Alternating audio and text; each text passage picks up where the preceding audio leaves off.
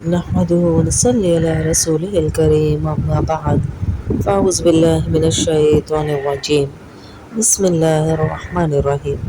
اکثر عورتوں سے ہماری بات چیت ہوتی ہے تو جب ہم انہیں اللہ کا کوئی حکم سناتے ہیں یا اللہ کی ناراضگی کی کوئی بات سناتے ہیں کہ اللہ خوش کس طرح ہوتا ہے اور اللہ پاک ناراض کیسے ہوتے ہیں، تو اکثر عورتیں ہمیں پھر کہتی ہیں باجی لوگ کیا کہیں گے، اگر میں نے اپنی بیٹی کی شادی ایسے کر لی تو لوگ کیا کہیں گے، اور اگر میں نے اپنے بیٹے کے نکاح ایسے کر لیا یا میں نے عقیقہ ایسے کر لیا، یا مطلب کوئی بھی کام دنیا کا کرتے وقت ہم لوگوں کا تو اتنا سوچتے ہیں لیکن اللہ کے بارے میں کچھ نہیں سوچتے۔ لوگوں کی نہیں، اللہ کی پرواہ کرنی چاہیے۔ کیوں کرنی چاہیے؟ زندگی ایک امتحان ہے اور ہر انسان اس امتحان میں مختلف مرحلوں سے گزرتا ہے۔ ہم روزانہ فیصلے کرتے ہیں، کچھ بڑے کچھ چھوٹے، اور ان میں اکثر یہ سوچ غالب آتی ہے کہ لوگ کیا کہیں گے۔ کبھی نہیں سوچا ہم نے کہ اللہ کیا کہے گا۔ لوگوں کے لیے ہم اپنی خوشیاں، اپنے خواب اور کبھی کبھی اپنی سچائی بھی صرف اس ڈر سے دبا دیتے کہ معاشرے میں ہمیں کس نظر سے دیکھا جائے گا، یعنی ہم اپنی سچی باتیں بھی لوگوں سے شیئر نہیں کرتے کہ ہمیں کس نظر سے دیکھا جائے گا، لیکن اللہ کا ہم ایک لمحے کو نہیں سوچتے۔ جس طرح ہم بے پردہ ہو کر شادیوں میں پھر رہی ہیں، جس طرح ہم بے پردہ ہو کے آفیسز میں، مارکیٹس میں پھر رہی ہیں، کبھی ایک لمحے کو بھی سوچا کہ اللہ میرے بارے میں کیا سوچتا ہوگا، کیا سوچتا ہوگا، لوگ کیا کہیں گے، بس یہی ہمیں فکر رہتی ہے۔ لیکن کیا ہم نے کبھی بھی سوچا کہ ہماری اصل جواب دہی کس کے سامنے ہے؟ لوگوں کے سامنے ہم نے جواب دینا ہے یا اللہ کے سامنے جواب دہی ہے؟ انسانوں کی زبانوں کو تو ہم بند نہیں کر سکتے، نہ ہی ان کے دلوں میں جھانک سکتے۔ کچھ لوگ تعریف کریں گے، کچھ تنقید، اور کچھ صرف خاموش تماشائی بن کر رہیں گے۔ میں نے کتنی دفعہ پہلے بھی آپ کو بتایا کہ آپ اپنے سارے رشتہ داروں کو بٹھا دیں اور بلینک پیپر دے دیں وداؤٹ اینی آئیڈینٹیفیکیشن، کہ آپ کا نام شو نہیں کیا جائے گا، آپ سارے کہیں دور دور بیٹھ جائیں اور میرے بارے میں کچھ ایک جملہ لکھیے اور ایک ڈبے میں ڈال دیجئے، کسی کو پتہ نہ چلے یہ کس نے کیا جملہ لکھا ہے۔ تو آپ جب وہ پیپرز کھولیں گے نا تو آپ کو بڑی تکلیف ہوگی وہ جملے پڑھ کے، جن کے لیے آپ نے اللہ کے حقوق ضائع کیے، نمازیں ضائع کی، قرآن چھوڑا، وقت ضائع کیا، جن رشتوں کے لیے اپنے آپ کو کھپا دیا ان کو راضی کرنے کے لیے، وہی رشتے آپ کے دشمن ہوں گے۔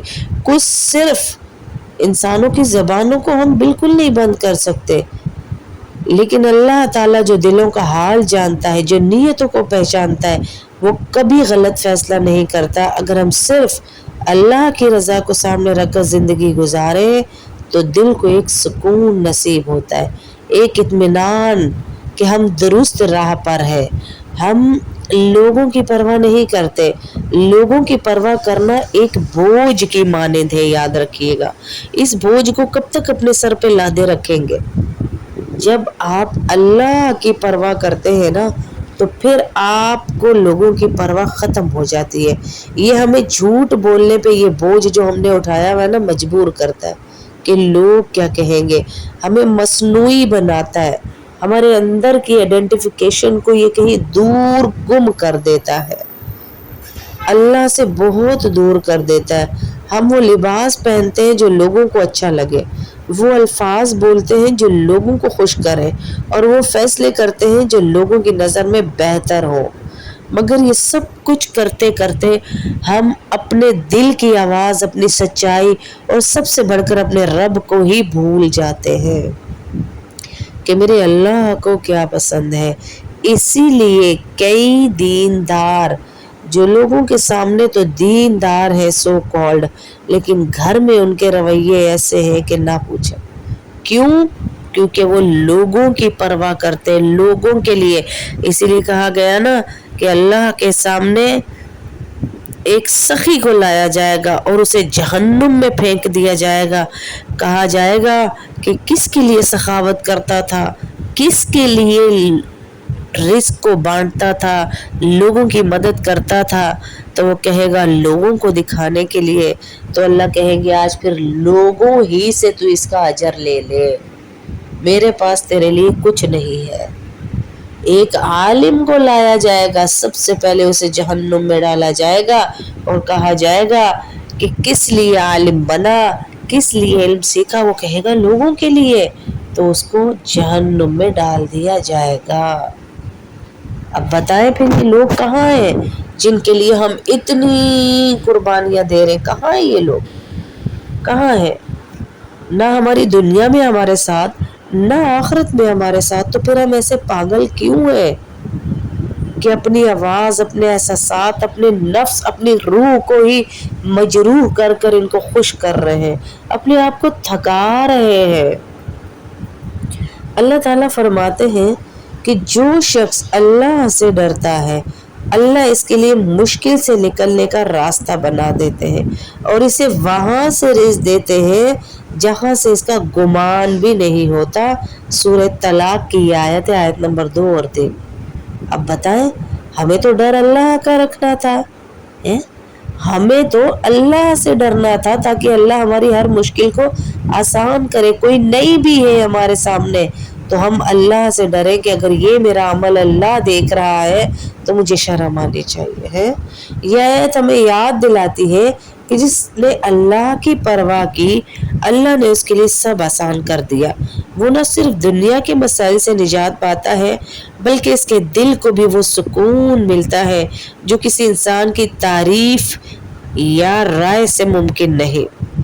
کوئی آپ کی جتنی تعریف کر لے آپ کے دل کو سکون نہیں مل سکتا, یا کوئی رائے دے دے, کوئی مشورہ دے دے, کوئی اطمینان دلا دے آپ کو, آپ سکون میں نہیں آ سکتی جب تک اللہ کی وہ رحمت آپ کے دل پہ نازل نہ ہو. تو آج سے اپنی زندگی کا رویہ بدلیے, لوگوں کے الفاظ کے پیچھے دوڑنے کے بجائے اللہ کی رضا تلاش کریں اور اسی راستے پہ چلیں. یہ راستہ کبھی آسان نہیں ہوتا جو لوگوں کا بنایا ہوا ہوتا ہے, اور نہ ہی اس کی کوئی منزل ہوتی ہے, بلکہ اصل منزل اللہ کے بنائے ہوئے راستے کے مطابق ہی ہمیں ملنی ہے.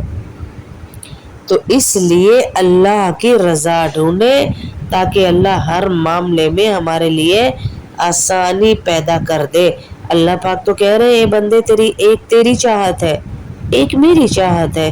اگر تو کر دے گا وہ جو میری چاہت ہے تو میں کر دوں گا وہ جو تیری چاہت ہے, اور اگر تو کرے گا وہ جو تیری چاہت ہے تو اے بندہ بشر ہونا تو وہی ہے جو میری چاہت ہے.